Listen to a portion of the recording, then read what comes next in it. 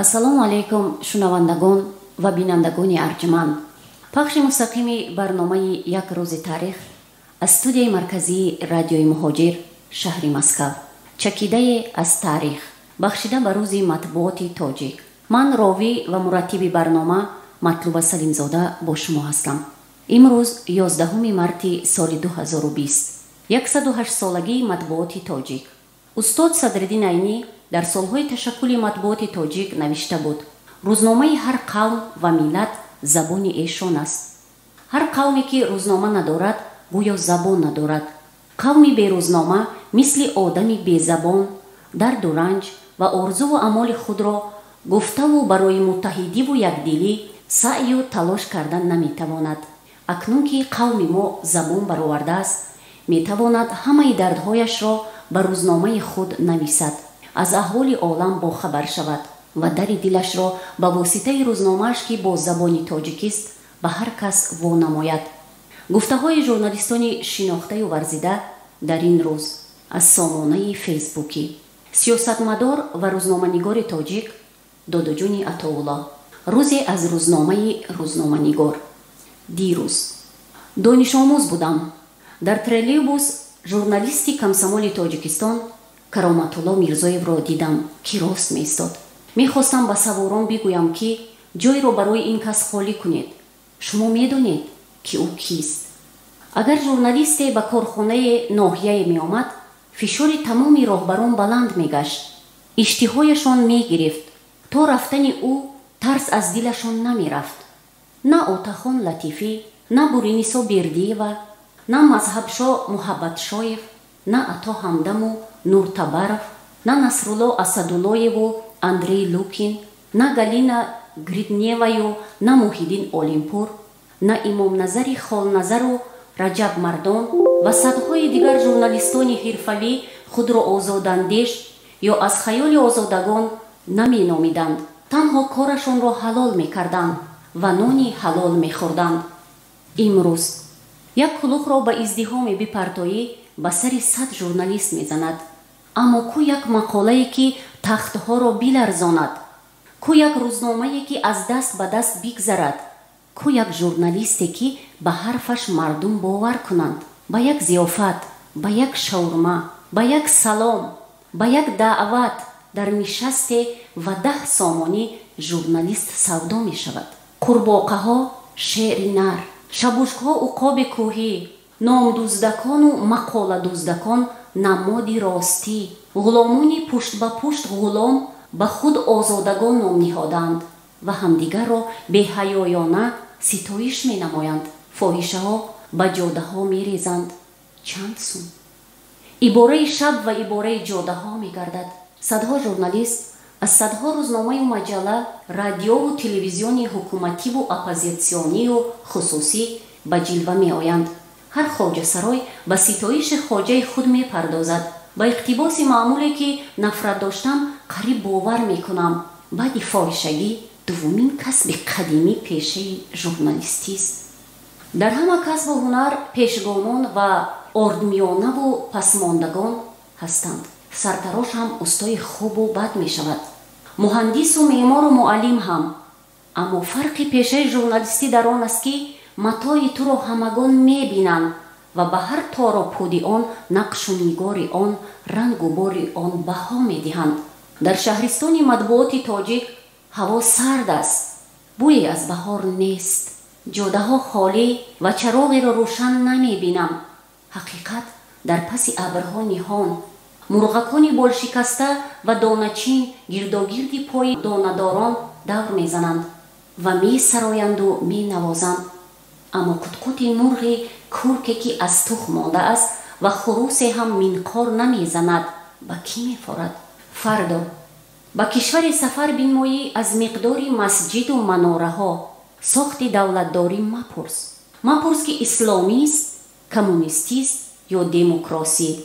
шефтаи андозаи ливою кӯҳи харбузаҳову деги суманак машав. як суол биде: чанд рӯзномаи озод дорад? пас фардо дар кишваре ки матбуоти озод нест, ҳатман фасод ҳаст, адолат нест, эҳтиёҷ ҳаст احترام نیست. گناه هست ثواب نیست. گریه هست خنده نیست. حماقت هست عدالت نیست. افسانه هست حقیقت نیست. نمازخوان هست نور اسلام نیست. حکومت هست دولت نیست. توده هست ملت نیست. دی هست فردا نیست. کسی را با عید مطبوعات تبریک نمیگویم. عیدها را به بیدردان سپاریدم. با شهادت چراغ روز نخستین روزنامه آزاد به قتل نخستین سامانه سیاسی، با در موج هوا و عین پرواز کشتن تلویزیون کپلوس، با نخستین برنامه ها به زبان تاجیکیش که صفحه های طلایی سرنوشت من و یاران منند، بهانه برای شادمانی ندارم. این همه مصیبت شخصی است و در قیاس با مرگ 70 نفر ژورنالیستی که طرفداران حکومت و نهضت نوگی تیر کردند هیچ است. این همه مصیبت شخصی است و در قیاس با مرگ 70 نفر ژورنالیستی که طرفداران حکومت و نهضت نوگی تیر کردند هیچ است.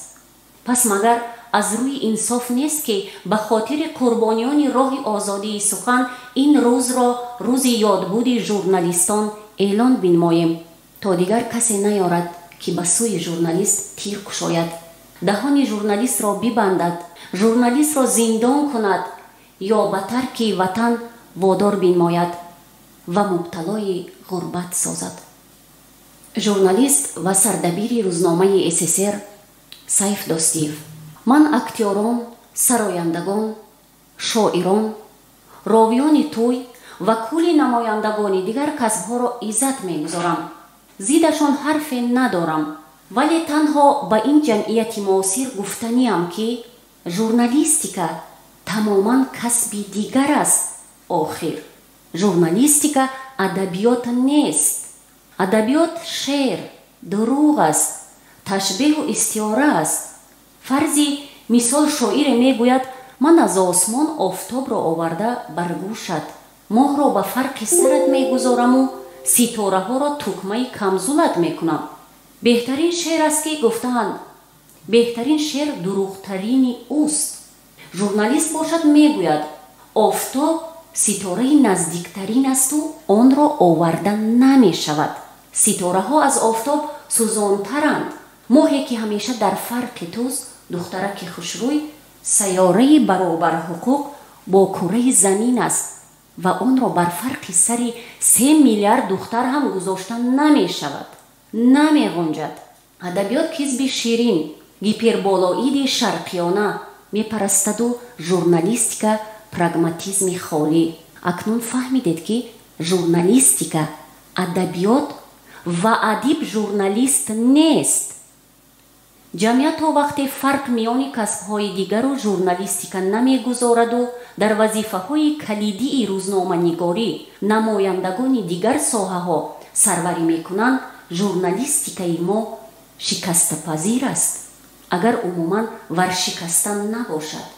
ژورنالیست صفت برهانوف: بمیرم با مقدساتت تاجیکستانم که روزی کدوی و کارتوشکا از روزی سخن شکوهمندتر است. شاد باش نمیگویم، همین است که هست، خودمان ساختیم. ژورنالیست رجب میرزا: وطن را با عقل کند، زبانی بسته و چشم نابینا دوست داشتن ممکن نیست. زمانی دوستداری کورکورانه گذشته است. عید مطبوعات به آنهای مبارکی عقل تازه دارند، زبانشان گویاست و چشمانشان میبیند. محبت به آزادی این عشق به آدمان است. محبت به حاکمیت این خودپرستی است. جشن مطبوعات تاجیک به آنهای مبارکی آزادی و مستقلیت را میپرستند. عکس اکبر ستار، اکبر بزرگ باید رمز مطبوعات نوین تاجیک باشد. از این رو به نشان احترام و قدردانی از او به خاطر میاریم. خانه آخرتش آباد باشد. قیرانشاه شریفزاده، ژورنالیست و محقق: ژورنالیست شاید سیاستشناس باشد ولی سیاستمدار نیست. ژورنالیست شاید از همه بیشتر عدالتجو، عدالتخواه، عدالت پرور باشد ولی پروکورور یا سودیه و یا حتی ادوکات هم نیست. وظیفه ژورنالیست خدمتی بی‌غرض کردن به جامعه است، یعنی با اطلاعات تامین نمودن مردم، با وجود آوردن و ضبط دادن افکار مردم و بدین وسیله جلب مردم در اداره کنی دولت و به بنیاد جامعه آرمانی مساعدت کردن است. یاد همقلمان شهید گرامی باد. ما گروه ایجادی رادیوی مهاجر با استفاده از فرصت مناسب همه شما روزنامه‌نگاران و کارمندان ساحه مطبوعات را به مناسبت سنه مبارک روز مطبوعات تاجیک صمیمانه تبریک گفته برایتان پیش از همه سلامتی و کامیابی های تازه ایجادی را آرزو میکنیم. این بود چکیده از تاریخ امروز 11 مارس سال 2020 از رادیوی مهاجر. خانه آباد و پیروز باشید. ما را در سامانه و رسانه ها پیگیری کنید.